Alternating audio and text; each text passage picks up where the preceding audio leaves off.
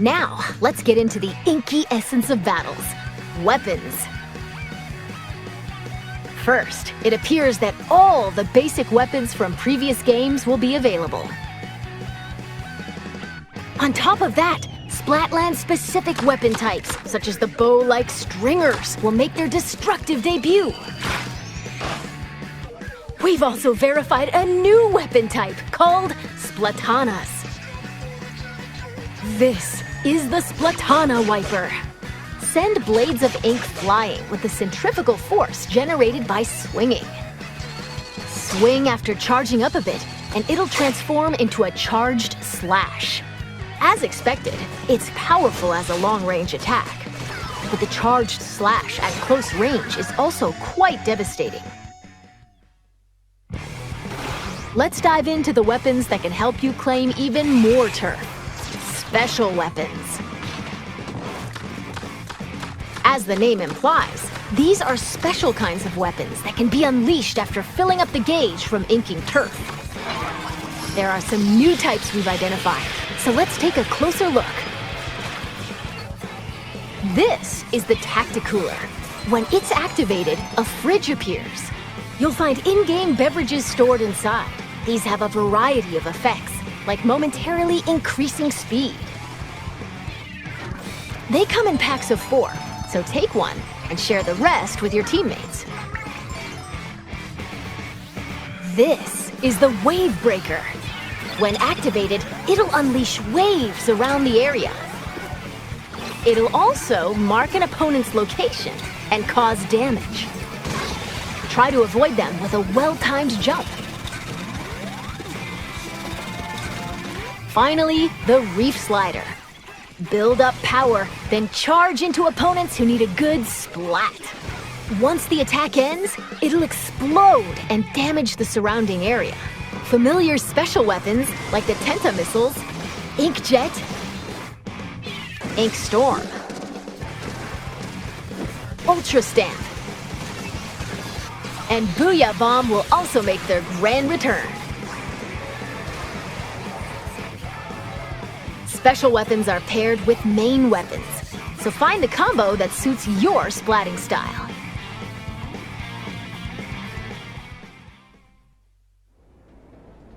Shop here to get your tentacles on some fresh weapons. This is Ammonites, owned by the chatty horseshoe crab, Sheldon. The locals have praised him for his wealth of weapon wisdom and sophisticated selection. Instead of using in-game currency for purchases, you'll need these Sheldon licenses. Obtain them by leveling up through battles and by consistently using the same weapons.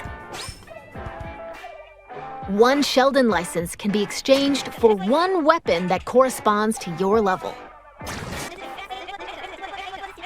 Oh, and just between us, if you exchange more Sheldon licenses than normal, it appears he'll give you a weapon you like sooner than expected as a special reward.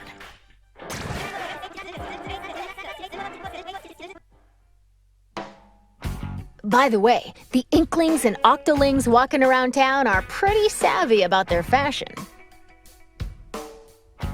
Things like headgear, clothing, and shoes are just as important as weapons to staying fresh in Splatsville. Gear can be obtained in the shops around here. Each one is managed by an interesting shopkeeper, so let's drop in. This is Not Couture, a headgear shop. You'll find an array of hats, masks, and glasses, so you can get ahead of the game. The laid-back Nautilus, Gnarly Eddie, and the energetic Nails, the snail sitting here, run the shop.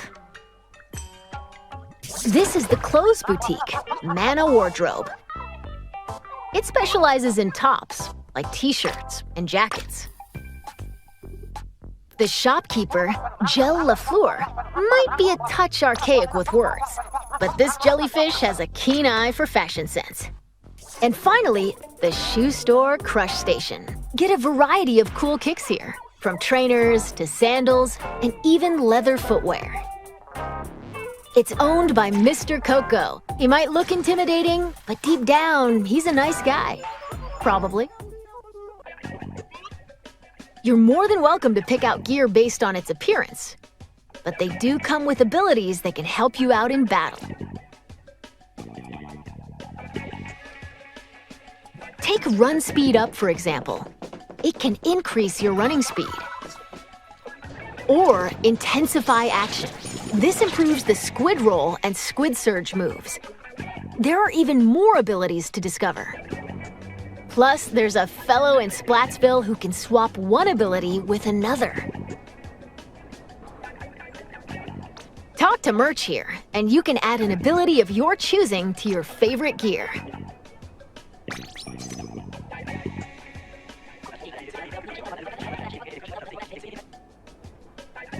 And if you save your favorite gear combinations as fresh as fits, you can change in a flash.